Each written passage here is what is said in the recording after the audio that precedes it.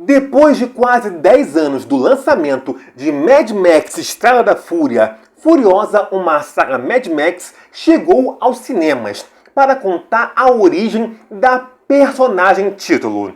Mas será que era necessário um filme de origem da Furiosa? Anya Taylor-Joy consegue fazer jus a Charlize Theron? Furiosa é do mesmo nível de Estrada da Fúria? Vale a pena assistir ao novo filme da franquia Mad Max? Nesta análise sobre o filme da Furiosa, vocês vão testemunhar tudo o que eu achei sobre o novo filme do universo de Mad Max, dando o meu veredito se Furiosa é bom ou não. Mas antes, eu só peço que vocês se inscrevam no canal pra gente conversar toda semana sobre filmes e séries. Pois bem, Mad Max Estrada da Fúria se tornou um sucesso entre os críticos e, apesar dos míseros 380 milhões de dólares, com o passar do tempo, o filme foi angariando mais e mais fãs. Então, não é de se surpreender que o filme ganhasse uma continuação. Porém, George Miller decidiu seguir não para o futuro, mas para o passado, ao contar a origem da Furiosa. E, na minha opinião, o cineasta tomou o caminho errado. Na verdade, parte do caminho. Furiosa narra as duas fases iniciais da vida da personagem. A primeira hora conta a infância da Furiosa, a partir do momento que é tirada de seu núcleo familiar ao defender a sua terra de alguns forasteiros que a levam para Dementos, enquanto precisa sobreviver até acabar nas mãos de Immortan Joe. Já a segunda parte conta a juventude da heroína, com a escalada dela até a sua posição na hierarquia de comando do Immortan Joe e a jornada de vingança dela contra o Dementos. O problema é que o filme confirma que não era necessário mostrar os meandros da vida da Furiosa antes do seu encontro com Max. Ou, pelo menos, a gente não precisava saber de toda a jornada. A parte da Furiosa pequena funciona como um bom e suficiente flashback, tanto para a introdução do Dementos, quanto como a origem da Furiosa. O que vem a partir daí, na segunda parte, é só uma narrativa para costurar os elementos apresentados em Estrada da Fúria, tentando explicar o que não precisava. Desde por que ela raspou a cabeça, até como ela perdeu o braço. Inclusive, a ligação dela com o harém de esposas do Immortan Joe.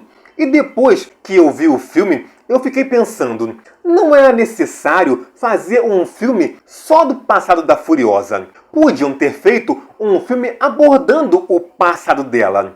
Mantinha a parte da Furiosa pequena, mas depois trazia a Charlize Theron de volta e tornava o Dementos um vilão que voltava a atormentar a Furiosa, querendo tudo que antes era do Immortan Joe e que agora é dela.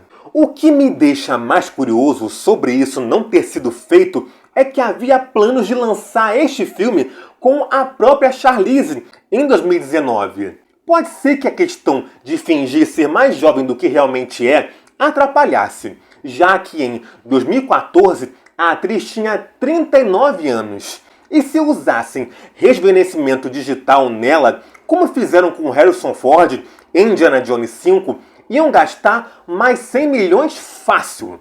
Ou pode ser que a pressa do George Miller em querer contar essa história bloqueou a visão dele para outras opções de como escrever a trama. Mas eu realmente não sei por que o George Miller quis seguir por esse caminho, já que um roteirista sabe que quando você conta o passado de alguém cuja história presente já foi abordada, você perde o fator perigo, porque você sabe que a pessoa não vai sofrer nada, porque você viu ela viva no outro filme. É a mesma coisa que acontece nas séries quando um dos personagens principais corre perigo antes do último episódio da temporada. E o George Miller tem consciência disso, porque o clímax não entrega nenhum senso de perigo à Furiosa.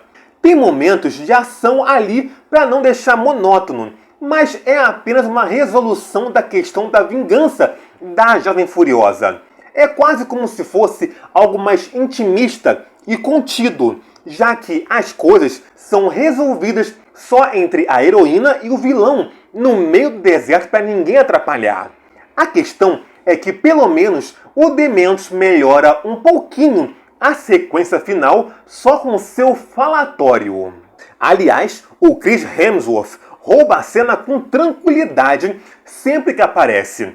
Ele não precisa nem falar para conseguir isso. E nessa questão, o roteiro é inteligente em deixá-lo brilhar na primeira parte, que não tem a Anya Taylor-Joy. E aí ele some temporariamente para que a Anya possa se estabelecer no filme sem ser ofuscada.